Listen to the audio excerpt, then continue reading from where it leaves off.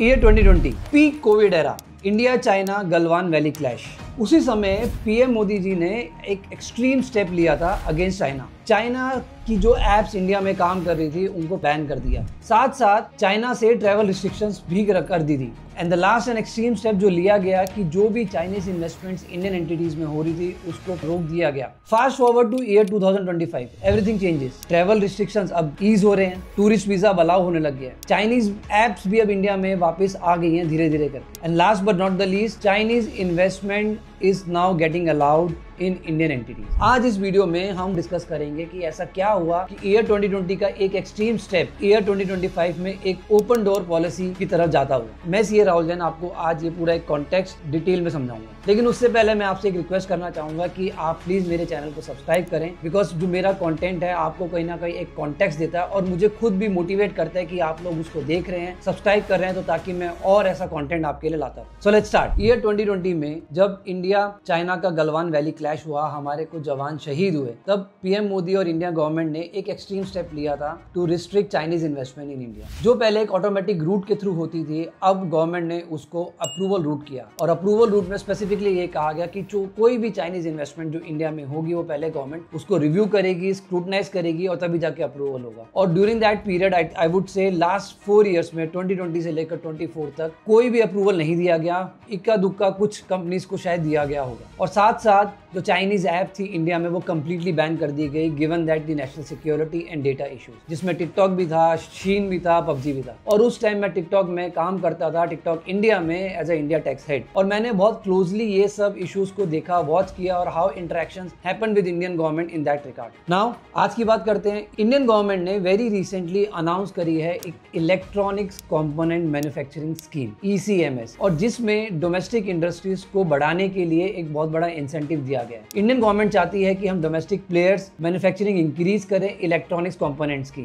जैसे iPhone, tablets, watch और उससे रिलेटेड छोटे छोटे कंपोनेंट्स भी, चाहे वो बैटरी हो, चाहे वो मदरबोर्ड्स एंड व्हाट नॉट। और इसीलिए इंडियन गवर्नमेंट ने बहुत इंसेंटिव्स भी दिए कि अगर कोई इंडियन कंपनी कैपेक्स लगाती है तो उसका पेबैक दिया जाएगा, सेल से रिलेटेड, टर्नओवर से रिलेटेड कैशबैक दिया जाएगा, टैक्स में एग्जम्पशन दी जाएगी, ड्यूटी जो लैंड ड्यूटी, स्टैंप ड्यूटीज अगर पे करी है, इलेक्ट्रिसिटी ड्यूटी जो पे करी है उसकी रिइंबर्समेंट दी जाएगी। लेकिन सबसे बड़ा फैक्टर था कि India as an domestic industry अभी इतनी कैपेबल नहीं थी कि वो इस इलेक्ट्रॉनिक कंपोनेंट की इंडस्ट्रीज को प्रॉपर कैटर कर सके। हमें टेक्नोलॉजी चाहिए थी, और हम सब जानते हैं कि 60% का जो शेयर है ग्लोबली वो चाइना के पास है, and China has good technology, good expertise, good workforce and global supply chain में उनके पास एक्सपर्टीज है। तो उसी को देखते हुए जो नीति आयोग है, जो इंडिया गवर्नमेंट की एक थिंक टैंक है इन द पॉलिसी, उन्होंने रिकमेंड किया कि we need Chinese investment, we need Chinese expertise, but उन्होंने बोला कि इसको थोड़ा सा ईज आउट करते हैं, बट यस अप्रूवल रूट में ही रखते हैं। उन्होंने ये रिकमेंड किया कि चाइनीज इन्वेस्टमेंट को हम अलाउ कर सकते हैं टू द एक्सटेंड ऑफ 26% होंगे। उन्होंने ये भी रिकमेंड किया कि इंडिया की जो कंपनी बनेगी, इंडिया की जो जेवी बनेगी, उसका जो बोर्ड ऑफ डायरेक्टर्स होंगे, जो मैनेजमेंट होगी,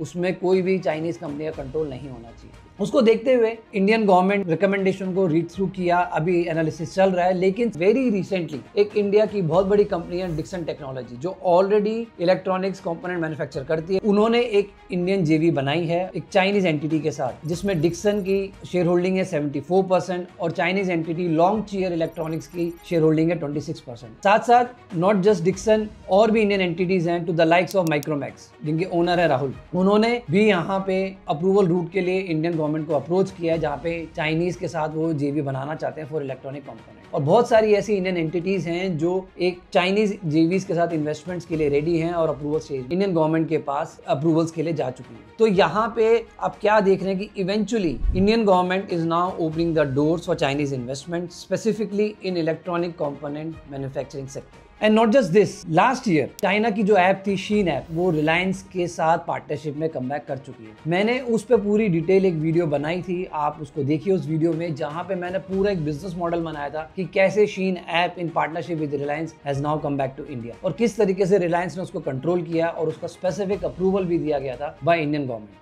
नाउ ये मूव जो इंडियन गवर्नमेंट ने लिया है कि जिस तरीके से क्लोज डोर पॉलिसी थी, अब वो एक ओपन डोर बनती जा रही है, ये एक बहुत ही स्ट्रेटेजिक और बहुत ही अच्छा मूव है, not just for Indian domestic industry but also for Indian foreign policy, क्योंकि आप सबको पता है कि इंडिया यूएस के रिलेशंस अभी किस मोड पे हैं और कैसे चल रहे हैं। तो इंडिया को अपनी फॉरेन पॉलिसी को शायद फिर से री इन्वेंट करना पड़ेगा, चाइना को एज अ स्ट्रेटेजिक पार्टनर बनाना पड़ेगा, क्योंकि चाइना एक स्ट्रेटेजिक पार्टनर है ब्रिक्स में भी, और वेरी रिसेंटली एससीओ मीट में भी जो डिस्कशंस हुई हैं हमारे फॉरेन मिनिस्टर की और चाइनीज के फॉरेन मिनिस्टर। एंड ये सबको देखते हुए पीएम मोदी जी भी लाइकली हैं कि अगस्त 31 को he will visit China for the SCO meet, और वहां पे ऐसे कुछ स्ट्रेटेजिक डिसीजंस भी लिए जा सकते हैं। तो ये एक बहुत ही क्रिटिकल फेस है, बहुत ही एक इंटरेस्टिंग फेस है अगर आप इंटरेस्टेड होते हैं कि बिजनेस को समझने के लिए किस तरीके से इकोनॉमिक डिसीजंस लिए जाते हैं। तो आई एम श्योर है कि ये नया स्ट्रेटेजिक मूव रहेगा इंडिया चाइना रिलेशनशिप्स के लिए, क्योंकि बॉर्डर टेंशंस अब ईज आउट हो चुके हैं, चाइनीज इन्वेस्टमेंट्स मोर इन्फ्लो होने की संभावना है। तो देखते हैं कि किस तरीके से ये चाइनीज की इन्वेस्टमेंट हमारी इंडियन मैन्युफैक्चरिंग को अपग्रेड करती जाएगी। So let me know what you think about this strategic move. This is CA Rahul Jain signing off.